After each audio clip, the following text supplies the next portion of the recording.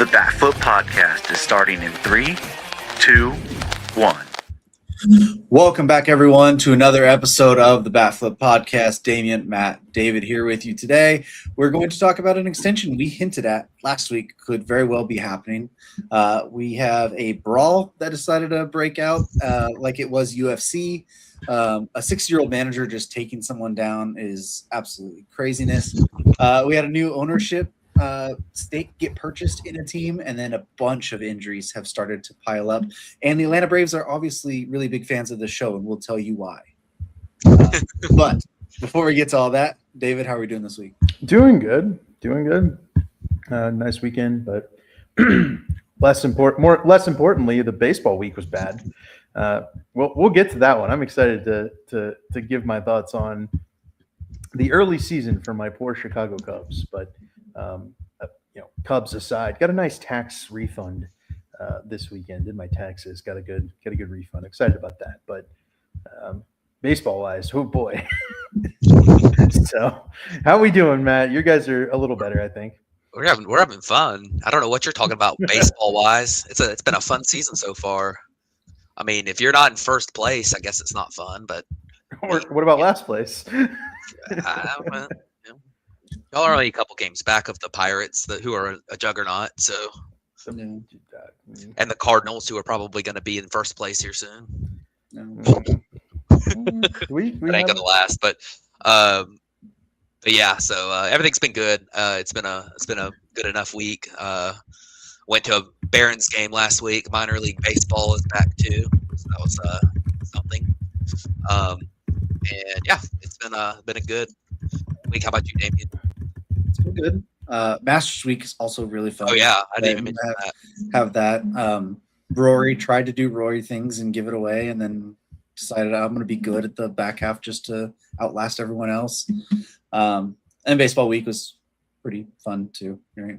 When you have a team like mine, you can just kind of do whatever you need to do, and you're still going to win every series most likely, and just drop 2 of them. So it's been fine as a fan of that. Yes, where did it pop it up? Yes, Adam, that is second place in the Batfoot Fantasy League, Matt. Man, it's been such a quick turnaround for the Birmingham. Well, You're the Barons. The Birmingham Barons of fantasy, not the real Birmingham Barons, right, who are a White Sox team, so they're going to be bad always. But actually, they won the championship last year. I was going to say. But yeah, it's been fun to watch. Last year was really tough for me to keep going with fantasy because it was my team I inherited was so bad. I just joined the league last year, but it's been more fun this year so far. So yeah, well, no mention of me being a defending champion, so that's kind of messed up and leading the standings so far. So I guess well from there. But anyways, let's kick into it. Let's start with the Konnor Griffin extension, because we talked last week about this potentially being a thing, right? We talked about how he was debuting, how he had lived up to the prospect pedigree. We kind of hinted like, hey, we wouldn't be too totally shocked if we saw an extension come by our next show. That ended up happening. 9 years, $140 million, $150 million is possible with incentives. It's the largest contract in Pirates history. Formerly, Bryan Reynolds had that, and it broke. I think he beat the Roman Anthony extension because that was 8 for 130. So I think he broke total from Roman Anthony's extension, which is the largest for someone with like minimal service time or whatever. But basically, they waited till after his debut to do this, so he was able to still be eligible for the PPI, the prospect pick incentive stuff at the end of the year if he were to win Rookie of the Year. But Matt, what do you think of the Konnor Griffin extension and the 9 years, 140 number we saw? Well, I thought it was interesting. I mean, it was the biggest contract in Pirates history, which is kind of crazy for a guy who's he's now played 9 big league games, or today's his 10th big league game. So at the time, that was 3 or 4 days ago. So he had played like 6 big league games. Yeah. And it sounded like this had already kind of been agreed to a couple weeks ago, but there was that PPI incentive for Rookie of the Year, and there was a date that if he signed an extension before that date, they weren't eligible for that. I think they let it go past that date, and then they signed the extension officially. So that was kind of a game in the system a little bit, but I don't think anybody's complaining about that from the, just when the kid gets paid. I mean, and that's cool. And the Pirates get what they want too. So I don't think anybody's complaining too much. But yeah, I mean, the early returns, he hasn't had a great start to his career. I mean, it's 10 games, so I don't really have any concern about him. But you kind of worry a little bit. We've seen some of these number one prospects over the last few years. Some of them have started off kind of slow. I mean, you think about Jackson Holiday, and he very well could have signed the same extension, and he was kind of a similar pedigree of prospect, and he hasn't really lived up to that to this point. He's been pretty good at times, but yeah, I mean, Konnor Griffin is the upside here is just through the roof, and he was absolutely nailed in the minor leagues, and I think he's going to be totally fine. And he might be on a cold streak. Like I say, it's 10 games. Yeah, 20. I mean, he's got a 24 WRC plus to this point right now, but watching that guy this weekend, right? He looks like a big leaguer. He's a big guy. Plays really good defense at shortstop. Made a couple of really nice plays against the Cubs. I mean, looked good. It was kind of an automatic out, right? Kind of felt good when he came up to the plate versus some of those other guys in the Pirates lineup who are monsters. We'll get into some of those guys later, but he doesn't need to be a superstar right now, right? He signed the extension. He needs to learn how to become a Major League Baseball player. Then he'll take those steps into becoming a superstar. Growth isn't, it's not linear, right? It might take him a year or two, but the tools are very loud. It's very clear that he has the toolkit to succeed. We just need to see him put it together. I think it's very much a high likelihood. The deal is fine, right? I think paying these guys and grandfathering in these deals before the next CBA is what teams are going for. It's like they're trying for these types of things. It's good that the Pirates are doing it. It's good for Bob. Good that Bob Nutting's doing it. And it's what I said last week, right? If you want Paul Skeens to stick around, like you have to have teammates for him to do it. You have to have a good team for him to stick around with. And they are building that right now. It looks very, very solid. Hey, Paul Skeens saying that Konnor Griffin's going to be the face of this franchise for a long time just tells me he might already be. I'm just kidding. You would like to see the Pirates put a team around Paul Skeens to incentivize him to stay, and this is obviously the step in the right direction there. So I'd like to see this. Bob Nutting's caught a lot of flack over the past couple of years for not being willing to spend, especially when you have young pitching that is controllable and cheap right now, where those contracts are only going to start going up more and more. Mm-hmm. We're only going to have to start paying Paul Skeens more as he goes on the next few years. So you need to get some players in there now and lock them in so that that guy wants to stick around when he starts making more money. So it's good to see them do this, and Griffin will get his time. He'll probably be just fine. Just like you said, it's 10 games. It's early struggles. So let's talk about another owner that has historically not been willing to spend as much, and that is the Rockies' Dick Monfort. He sold 40% of his stake to the Penner Sports Group. Greg and Carrie Penner, the owners of the Denver Broncos, bought in a 40% stake in the Rockies. That we don't have financial terms of what they paid for there, but basically gives them more financial flexibility, especially with the collapsing RSNs. Teams have got debts from those at the moment. And this kind of sets up a future sale potentially of, the Penner Group to buy out the rest of the 60% from Monfort and take over control of this team in the next few years if things don't turn around or Monfort finally gets tired of running it. So, David, what do you think when you saw the Penner Group basically buy the 40%? I have to see. I need them to put their money where their mouth is. Right? They bought the ownership group. I need to see the Rockies take a step. Right? We haven't seen it in years.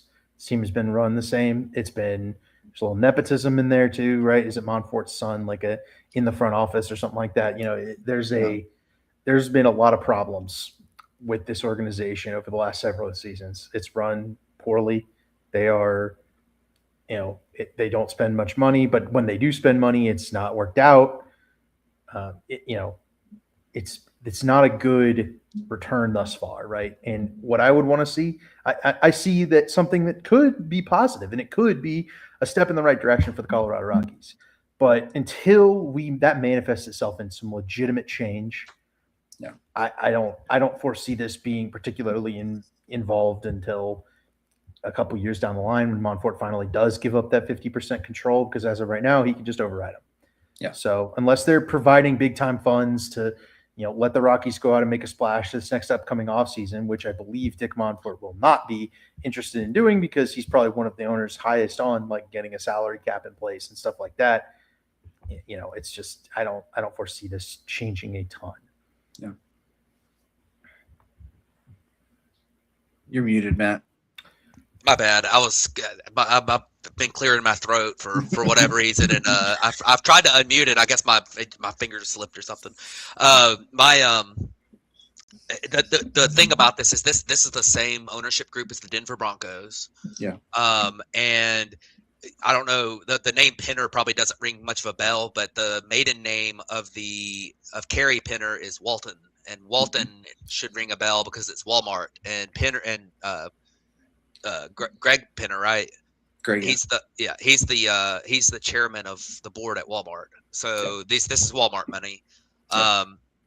It's a very this is an ownership group that's been very good for the Broncos. They've been, and I think that they really do want to get. I think they also might own the Avs, who are probably a top 5 franchise in the NHL. I'm not 100% sure if they own the Avs. I should have looked that up before the show, but no, Kroenke does. Kroenke does. That's right. He owns the Nuggets and them. Okay. Well, either way, the Broncos have been very well run. This is a group that has plenty of money to throw around. I would not be surprised if this does end up eventually setting up a sell. Yeah. The thing that's weird about the Rockies is that it's not that they haven't spent money at all. Like, if you think of the most frugal franchises in baseball when it comes to spending, you're thinking of teams like the Rays, the Marlins, the Pirates, Cleveland. There's some of these teams, the A's in the past, but the Rockies have typically been somewhat middle of the pack. They haven't been in that bottom 10. They've been more like top 15, 10 to 15, somewhere in there. But they spend money in stupid ways. I mean, and they don't ever the ownership group is always pushing to just be okay. Right. And I know there's that infamous quote by Monfort of like, we're hoping to be a 500 team or something. Like, that's just something that I think is. It's fundamentally wrong. I think it's fundamentally wrong, and I think that this group can come in and maybe help turn that around. Obviously, that 40% stake, that's a huge stake in the team, even though it's still a minority. I do think eventually it sets up where this group could take over as the owners. I think Monfort will get tired of it at some point. But this feels a lot like the Ishba with the White Sox, like same vibes here. Yeah. Right, like the owner's most likely going to sell. And then that's the group already is in place to kind of step in and just be, and a change of leadership will be very easy at that point because you've already had inner workings with the team. Didn't Ishba have some kind of clause in the? We got the details, I guess, and we don't have the details for this one yet, where he's going to take over in 5 years or something like that. There's like a clause, basically a clause for basically, I think it's like that, or if it's something like he has the opportunity to buy the rest of the stakes in so many years or whatever. It's something along the lines of that, but you could easily see something like this being, the next step of like, hey, I bought it in 40%. I already own the Broncos. Like, this is a succession plan. Whenever Monfort gets ready to sell, like, we are going to be the guys to buy it. Basically, we could see something like that. So. We'll just be once we get more information on that, we'll pass over. We'll move that on. So, all right, let's jump to week in review. And there's nothing better to review this week than an absolute brawl between Jorge Soler and Reynaldo Lopez. Soler homered in his first at bat, then he got hit in his second at bat. Then the third at bat was like a 90-mile-an-hour fastball, up. It wasn't even close, brush him off the plate. It was just high. And we don't exactly know what was said because Soler didn't initially rush the mound. He just kind of looked, and then all of a sudden they come back from showing a replay, and there's just an absolute brawl in the middle of the field. And then here comes Walt Weiss. I don't know, how old is he? 62. Yeah. He just comes beelining and just perfect form at the legs, wraps Soler up and takes him to the ground. Out of all people, Walt Weiss is the one to do that. And Jorge Soler is a big dude. He's like big. He's 6'4", Like 6'4", 240. 250 or Yeah, something. he's NFL. He's NFL defensive end size. Yeah. Like, And Weiss was just like, look, you got to take him to the ground because he's going to hurt somebody. Yeah. But tell someone else to do that, Walt. Yeah. Yeah. Walt- Where's my question? And I was listening to something the other day. Was AJ? I think it was AJ Przinsky. Funny enough, but he was talking about where's Jonah Heim. Like the catcher should have been like involved in that a little bit, like where is he? So I thought that was pretty funny. But yeah, I mean it was crazy. I know apparently Walt Weiss does take MMA, like he's a black belt in Brazilian Jiu-Jitsu or something. So I guess that makes a little bit more sense after hearing that, but still pretty Matt crazy. Olson or Austin Riley, someone that I can. Well, they were in there. They were trying to catch size. him, but it was, and they were pushing other players away and stuff too. Yeah. It was pretty crazy, but yeah, I mean, I was surprised. I mean, I don't think Lopez was throwing at him or anything. I mean, he didn't. I mean, I don't think Jorge Soler didn't pimp the home run. Like the pitch that hit him in his second at bat was not way up and in or anything. It was like a check swing where it hit him in the hand. It wasn't even. Probably wouldn't have hit him if he didn't check his swing. Like it wasn't. And then that ball was. I mean, it was a little up and in. Like when you kind of lean out over the plate a little bit. I mean, it wasn't that far from his head. Like it, But I mean, if Reynaldo Lopez, who by the way has been really good so far this year, if he wanted to hit Jorge Soler, he would have hit him. I mean, no one's saying it's intentional. Yeah, and it's just, and I don't think Lopez was being careless with it either. Like, so I mean, sometimes things just get heated, and I know Soler, he's a big time competitor, former World Series MVP. He's been around a while. Like, I get it, but yeah, you know what? One final point on this: baseball needs this kind of stuff because with the changes to like how the umpiring is done with the ABS challenge system and with just the challenges in general, you can do the reviews during the game. You don't get as much of these heated confrontations. So used to be a lot of manager versus umpire, right? You just don't get it as much now. And people are so accepting of people pimping home runs, which we love pimping home runs. We're on the Bat Flip podcast, but I also love people who get butthurt over a pimped home run and want to fight somebody. Like I think it's awesome. I think that's good for the sport. Like we can pull for the people. You need a villain too. Yep. So I think it's fun. I'm all on board with this, and I know the suspensions are kind of weird. Lopez got his reduced by 2 games, and so he's not actually going to miss a start. Now the suspended without pay is something that it's probably the more important side of things for the players. Like that's what the players union's going to fight for is the pay on it and everything. But here's the thing: like the fact that you have a 7-game suspension for Soler, where he could legitimately have to miss a full week of playing, and Reynaldo Lopez doesn't miss a start. Yeah, like that's the thing. Now you could say the financial aspect. Well, then that should just be a fine.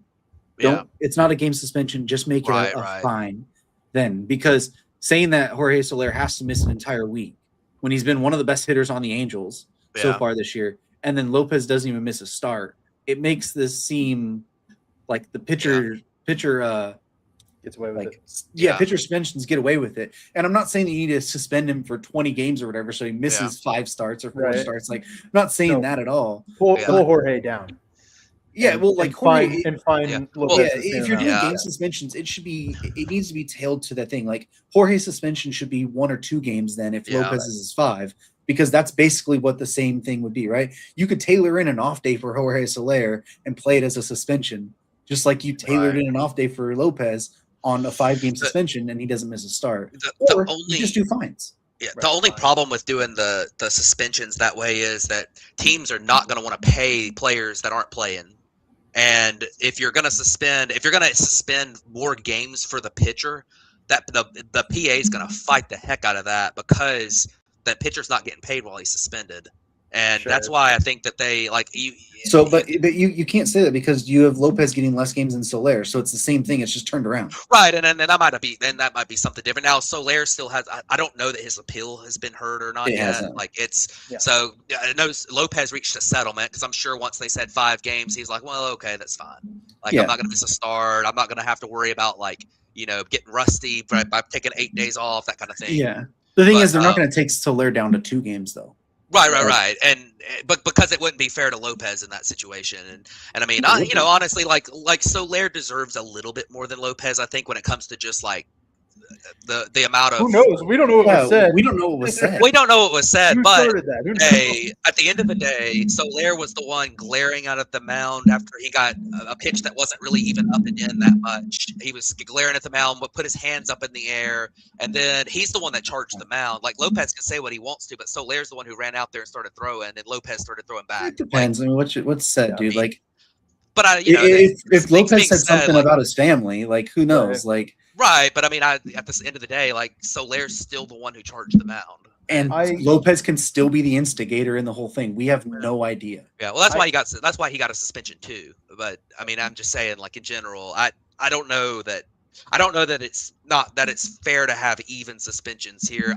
We don't know what was said. You might be right. I don't know. Like it's just one of those things that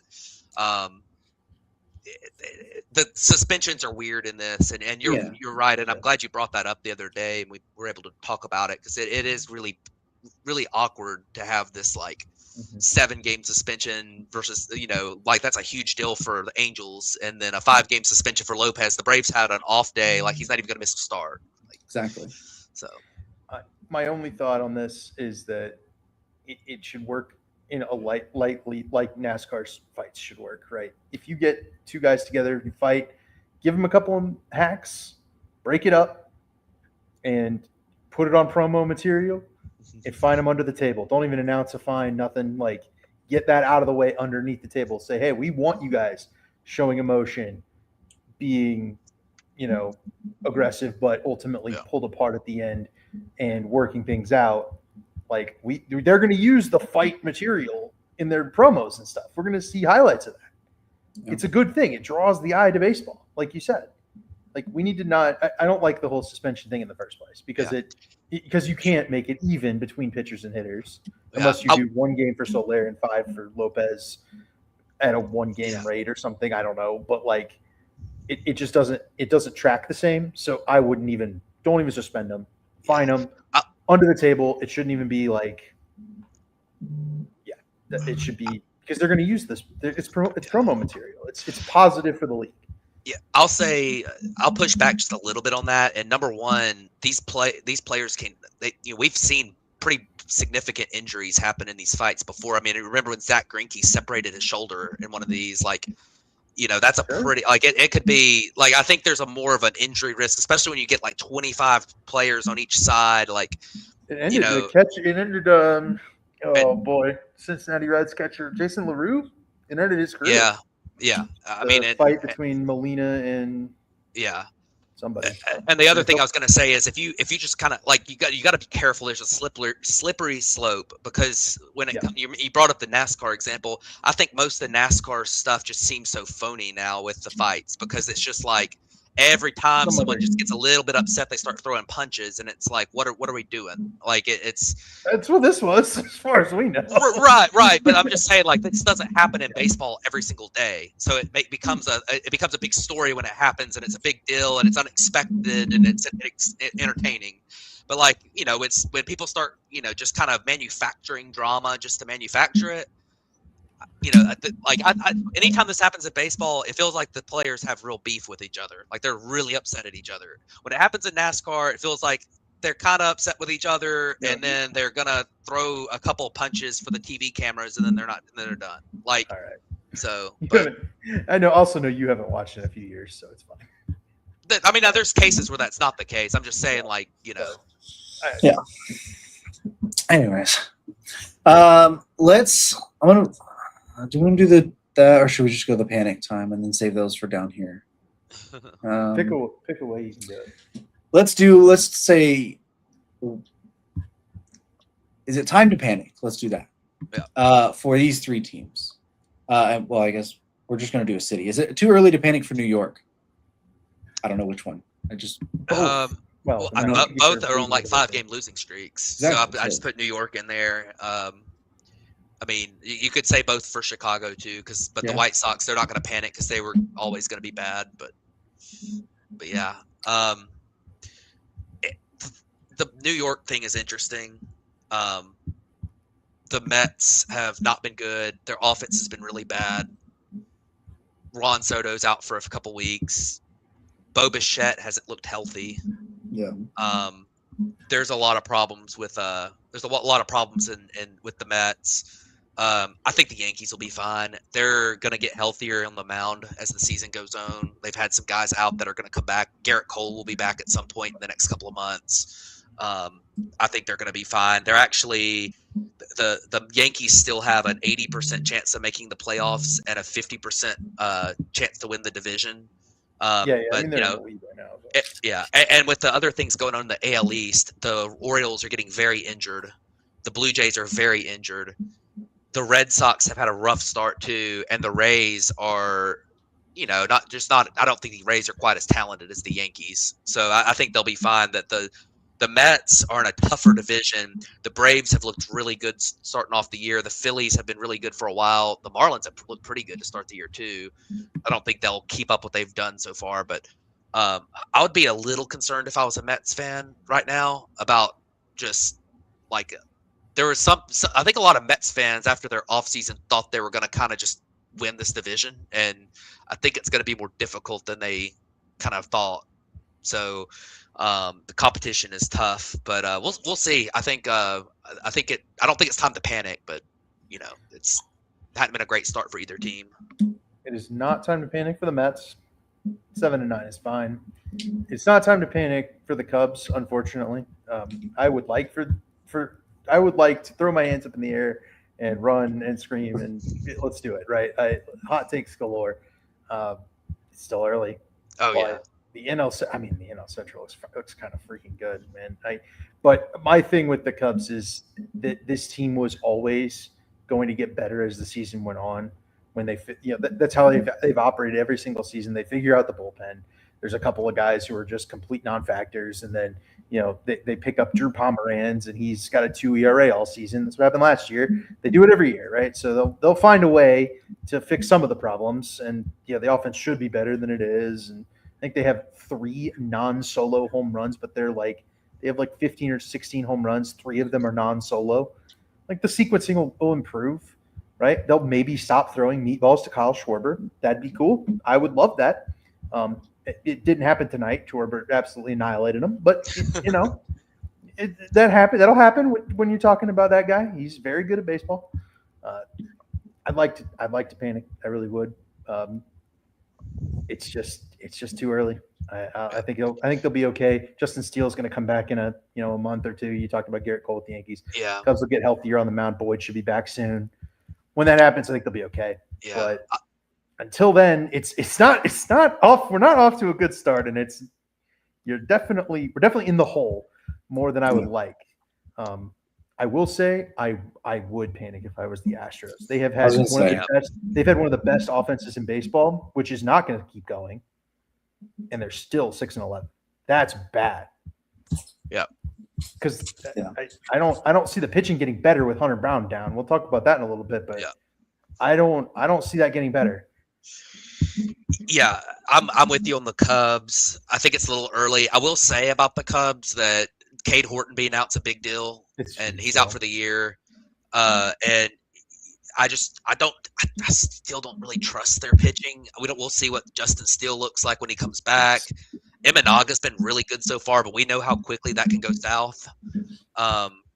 We'll see. I think the Cubs will be fine. It's good regular season pitching. How about that? It's good enough. Yeah, it's good enough. Good enough. A decent offense. Yeah. I think they'll be fine. But it hadn't been a great start. The Astros, I'm totally with you. I actually think it's panic time for the Astros. Yeah, they have a 6.49 ERA as a team so far. It's bad, and their lineup's been good. Yordan Alvarez has been on fire. You expect him to do that. I mean, he's not going to hit for a 242 WRC plus, but when he's healthy, you expect a 170 WRC plus out of him. He's an insanely good bat. Cam Smith has been really good so far. We'll see if he can keep up this. I don't think he can. I think he'll be better than he was last year. He's growing. He's a young player. But after that, you got like Jose Altuve has been really good, but he's 36. Carlos Correa, you never know. He's a ticking time bomb with injuries right now. I mean, every year for the last 3 or 4 years.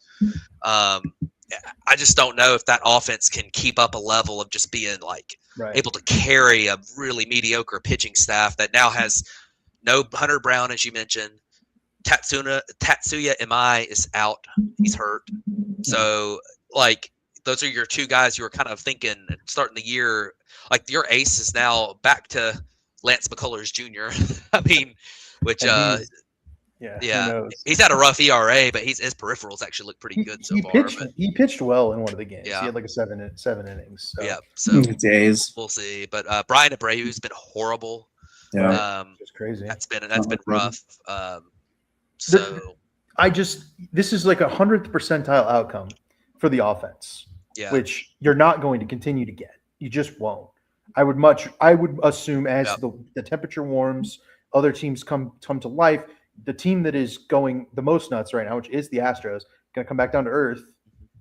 The pitching is not going to get better.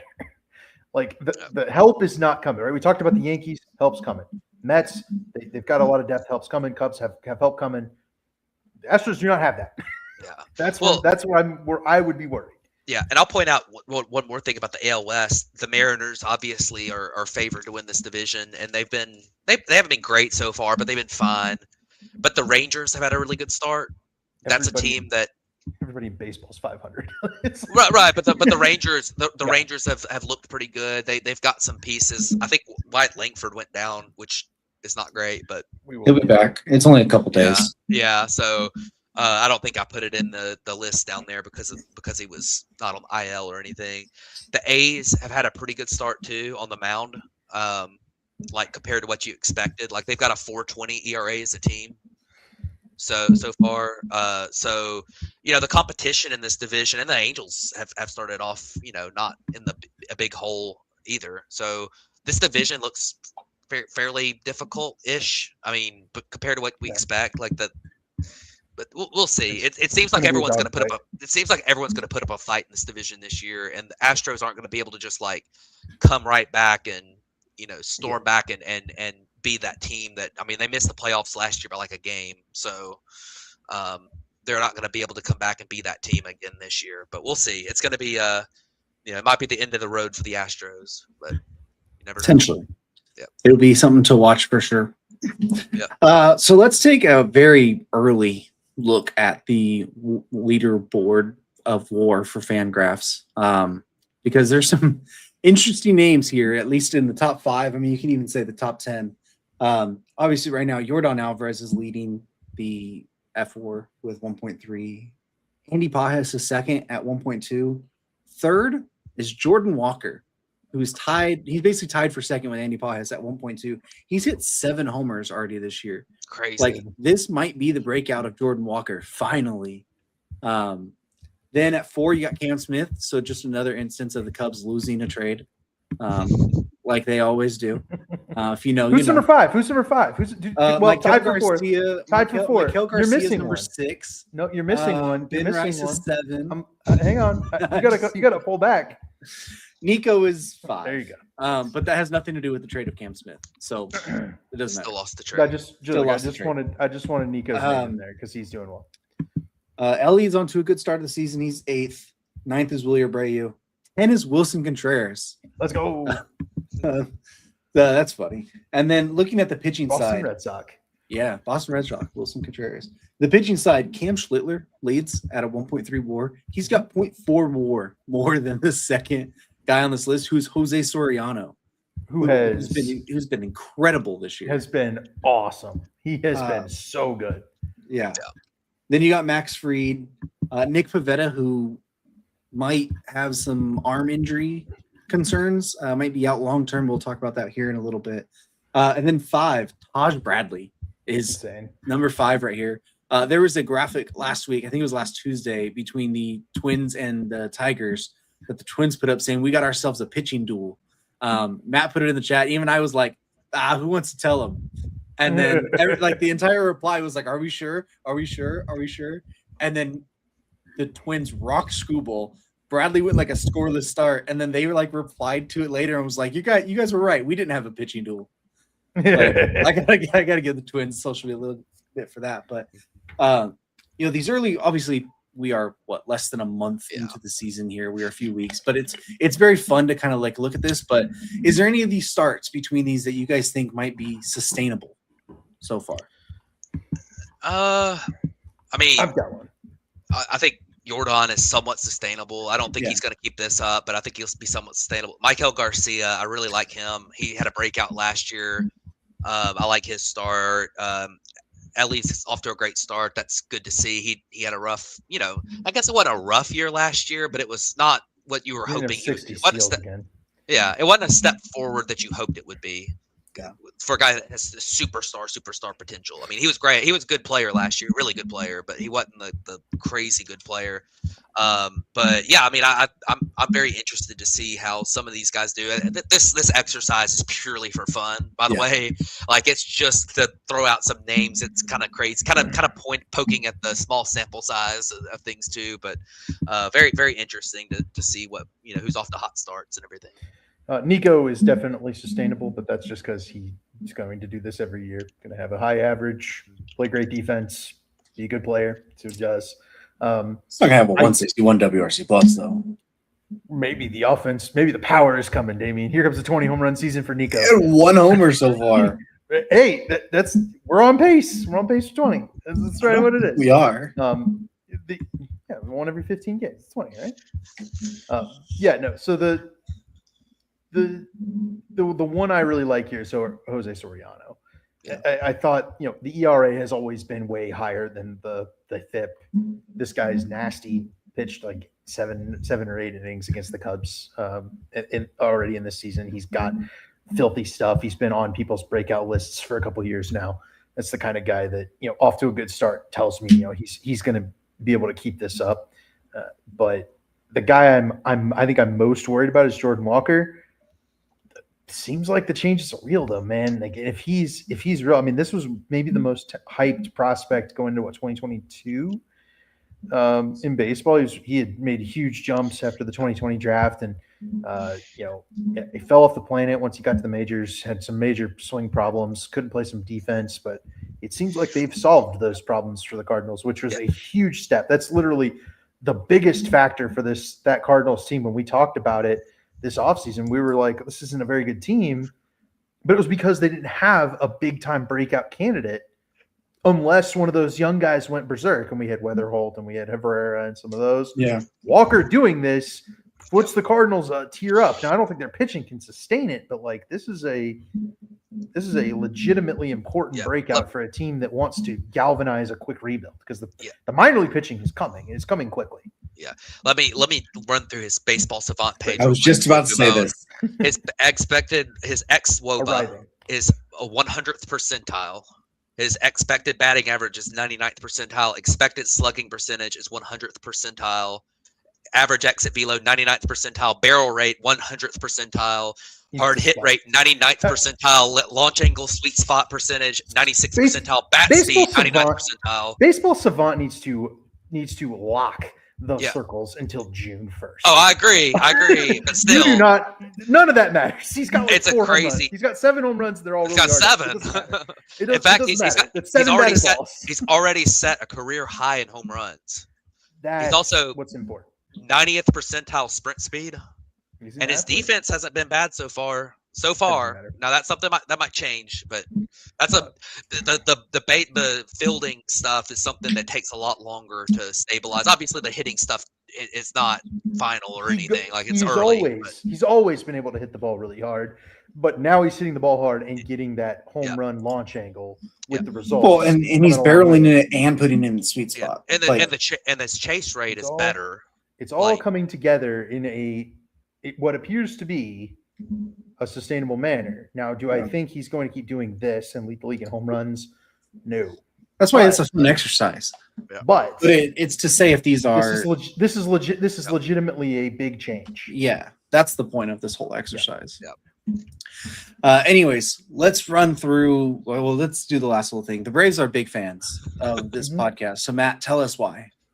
Well, the Braves have announced the new menu item in their concession stand. They have a 7-inch backflip burger.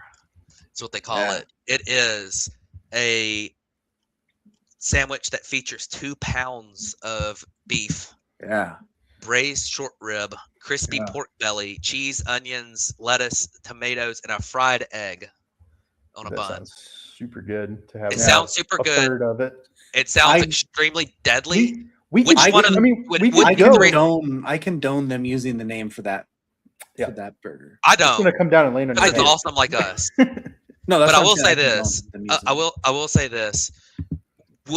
None of us are going to be able to finish that burger, but could the 3 of us together finish that burger? That's what I'm That's the saying. question. We divide that sucker up into thirds at a Braves game, and we just. I there think you go. we could. Perfect. I think we could. Easily, yeah. That's a good one, Adam. All right. Fair. Uh, I think you put us 3 together. I think we could easily Yeah. handle Okay. that. Adam will just go to like some Taco Bell like at 2 a.m. like on 3 towns away to get some guacamole and chips or something. If you know that one too. Where's guac at Taco Bell? What kind of idiot. I wonder who that could be. Maybe the guy that just said maybe the that. guy in the comments. Maybe the guy who just said who orders guacamole from Taco Bell was the one that got that. Probably both. It is. Let's run through all of these injuries and we'll go through them a lot quicker here to wrap up the show. Christian Yelich has a hamstring injury. We don't know the exact extent so far, but it seems like it's going to be an IL stint. Seems like it's probably going to be at least probably a grade 2, most likely, the way it sounded from Pat Murphy. So that's going to be a big hit, especially we're talking about the NL Central already. Yelich was having a good season. So that's going to be a big hit for them. Adley Rutschman has an ankle injury, should be back in the next couple weeks. Ryan Mountcastle also broke his foot on Saturday. He's on the 60-day IL. In the meantime, the Orioles then went and traded for Christian Encarnacion Strand from the Reds, who was DFA'd, to kind of fit into that corner infield-ish utility type role there. We mentioned Nick Pivetta. Obviously, some elbow. His velocity dropped in one pitch, basically like 2 or 3 miles an hour. Did not fight to stay in the game. Came out. He's undergoing imaging. Seems like he might have avoided some Tommy John potentially, but you just never know with those things. They might creep back. Gabby Moreno has a back injury. Went on there for the Diamondbacks. Should be a minimum IL stint, but again, back injuries, especially for a catcher who's dealing with that stuff, might linger a little bit. So let's go through that first little section right there. Those first 5. Anything kind of stand out to you guys real quick through those ones? I mean, Christian Yelich is important. Yeah. That sucks. Adley was off to a really good start. You hate to see him getting hurt. And I guess it's kind of waits to be said on Pivetta because he, if he's out for the year, that's a huge hurt deal for the Padres. But if he's not out for the year, then I think he's, he should be back pretty soon. It sounds like there was optimism at least. So I don't know if that's changed today. I haven't checked again today. I researched that last night, but yeah. I've heard the undergo imaging, but there's optimism thing already this season. Yeah, I mean So that's why we have to preface I wouldn't be super excited right now if I were a Padres fan. That shouldn't give you any optimism because they're hoping for the best until it's not. I do think Christian Yelich is impactful. The Brewers have lost a bunch of games. They just got swept by the Nationals, which is hilarious because the Brewers fans were talking crap about the Cubs going 1-2 against the Nationals to open the season. So what goes around comes around, I guess. But yeah, no, well, Yelich, but the thing about the Brewers is they'll pull some guy that nobody's ever heard of out of AA and he'll hit 270, 350, 400 all season with a 700 BABIP and then get traded for an ace and then not hit the baseball ever again in his entire life. So it's fine, right? So, we'll just wait for that generated player to come up here. All I'm hearing here is it's more runtime for Garrett Mitchell. Did you hear that Pat Murphy said that he didn't think Garrett Mitchell was that guy and the front office kind of goaded him into starting Mitchell on the roster and in the lineup? And then Mitchell's gone off and had a really good start to the season. And Pat Murphy was like, I didn't know. I should have been more. I should have had faith. I didn't know. Pat Murphy should just listen to the Baffalo podcast. I'll tell you That's that right. because we've been on Garrett Mitchell. You specifically have been on Garrett Mitchell. I will. Yeah. It's a Brewer. I can't get behind it, but you've so gotten good on that one. Yeah. You mentioned that you had some of the, hey, there's optimism on the pitching side, and then out for the year. That is Cade Horton. He is out for the season with elbow problems. Does sound like Matt Boyd should be back pretty soon, though. Sounds like he's getting ready to start a rehab assignment already. Hunter Harvey's on the IL with triceps. Phil Maton with a knee injury. So like you were mentioning earlier, Cubs are dealing with a bunch of these injuries right now on the pitching side, especially. If some of those guys come back, that helps them out, but you just never know. Maton was awful. Yeah. Maton was real bad. So he's longer he's out, it's probably better. But maybe, but he's had a history of being good recently. Yeah. So. I want him to be out and get right as opposed to like anything else. But I would my quick hit on these Cubs moves is that if with Cade Horton out, that really hampers the ceiling of this Cubs season. Yeah, it will be very difficult for them to win in the playoffs without Cade Horton. They did not win in the playoffs last year without Cade Horton. And I like Edward Cabrera. He's had a good start. Imanagas had a good start. But if they don't have Cade, I don't think they win in the playoffs. They could get there still. That's why I said shouldn't panic. But that's where I feel like you just won't be able to win without what I believed was their best pitcher. Yeah. So. When they got depth to where they can make a move at the deadline if need be for a top pitcher too. So we'll see. George Springer fouled a ball off his toe. He's on the IL. I thought they announced that he had a fractured toe, but we'll see. I've seen that too. Yeah, but they pulled up the reincarnation of Eloy Jimenez is now up to replace George Springer.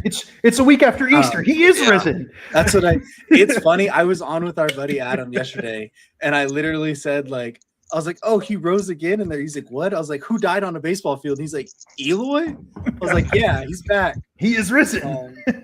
That's hilarious. But amazing. This one should shock no one that Royce Lewis is on the IL again with a knee strain. As Matt mentioned here in the notes, this is his 9th IL stint in the major leagues. We knew it was coming. Yeah, we might have got longer than we expected so far with Royce Lewis. Parker Meadows, he has a broken arm and a concussion after him and Riley Green collided in the outfield this last week. It was ugly. It was nasty. He ended up getting carted off the field. He's going to be out for an extended period of time. Yep. So hope he heals up pretty soon. Robert Stevenson is out for the year with an elbow injury again. I think he pitched a total of 10 innings on that Angels contract that he got for those 3 years or something like that. Awful. And not a I would have signed that contract too, man. He was really good at the Rays. How unlucky. Just so unlucky. I'll say, as much as we hate on the Angels for some of their moves, they made some moves that we thought were good that they've just gotten absolutely rotten luck on too. Yeah. This one is big time. Zach Eflin also has an elbow injury, is out for the year after signing back with the Orioles. That one hurts for the Orioles. That he was expected to be a big piece for them. And then Brent Rooker has an oblique injury. He is also going to be out for a few weeks. Obliques are one of those weird things you just never know how long. It could be 2 weeks. It could be 3 months. You just never know. Mookie went on the IL last week, and I think they said Saturday he was pain-free, and he could be back. Max Muncy did it a couple years ago. They're like, oh, it's going to be 2 weeks. He missed 3 months. You just never know with these things. They're not something that you can really, really work through, especially on a baseball field where you're literally twisting in every single thing you do there. So it's kind of the run through of all the injuries. Anything else that you guys want to hit on through those or anything? I don't think so. I didn't put it in there, but I think Spencer Strider's starting his rehab assignment too. I think I saw that today. But yeah, let's hope some of these injuries that we have questions about are not as severe as we thought. I hate seeing this so early in the season too. It's been a lot of them. Jays, Cubs both have been really hammered. Orioles. Orioles have too. My thing with Brent Rooker, the A's have not started off offensively very strong and have won a lot of games. Yeah. And I was like, well, if Rooker and Soderstrom and Butler and them all and Wilson all heat up, that team could be kind of dangerous if the pitching is actually decent. But, with Rooker out, that hampers the ceiling on that a little bit. Kind of delays, I guess, the potential breakout of that offense that's all well controlled for several years. I was looking to see if they couldn't gel together and have a run, a magic run or something here, but They still could. I mean, they have all of their young Certainly. guys. Yep. Like they're all right there. It's just really Rooker, but there's that. So Right. all right, real quick at the end, player of the day poll. This has been getting messed up on Twitter. We don't know what the future of it's going to look like. So in the instance at this point, we'll just make our own decisions until we figure out a better thing for it. But David, why don't you go ahead and take it away? Yeah, let's I just want to find a way to do this where people are engaged and enjoying it. Twitter polls worked really well last year. Doesn't seem like they're working well this year. That's okay. We'll be flexible, find another way to do it. My thought is to kind of temporarily go back to the way we used to do it, where we just pick a player of the week. James Wood was really good this week, but we had like the Max Muncy 3-home run game on Sunday. Cam Schlittler's been really good again this week as well. So, do you guys have nominations, or should we just call it with one of those guys and look to the future on the player of the day / week? Maximus, because he single-handedly won that game. Yeah, that's what I was thinking. That was a heroic effort from Mr. Muncy, and it's nice to honor a Dodger that isn't named Shohei Ohtani. Yeah. And I don't think you said him, Jordan Walker. I know we talked about him a lot earlier. He hit 5 home runs this week. Yeah, that's might pretty be good. Jordan Walker. Yeah. Might be Jordan Walker. We probably should do Jordan Walker. Let's do Jordan again. Walker. All right, that works for me. 5 in a week is kind of absurd. Yeah. I mean, he's played 6 games in the last 7 days too. So it's not even a full week of games. Man. So all right. Well, Jordan Walker will be our player of the week.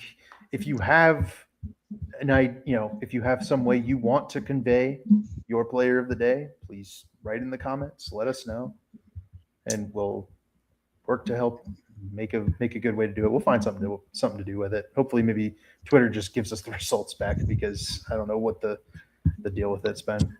yeah. All righty. Well, that will wrap up this episode of the Bat Flip podcast. Thank you guys for tuning in. Don't forget to like, comment, subscribe, and drop down low what you guys think we should do for the player of the day polls moving forward. Thank you guys for tuning in this week, and we will catch you guys back next week.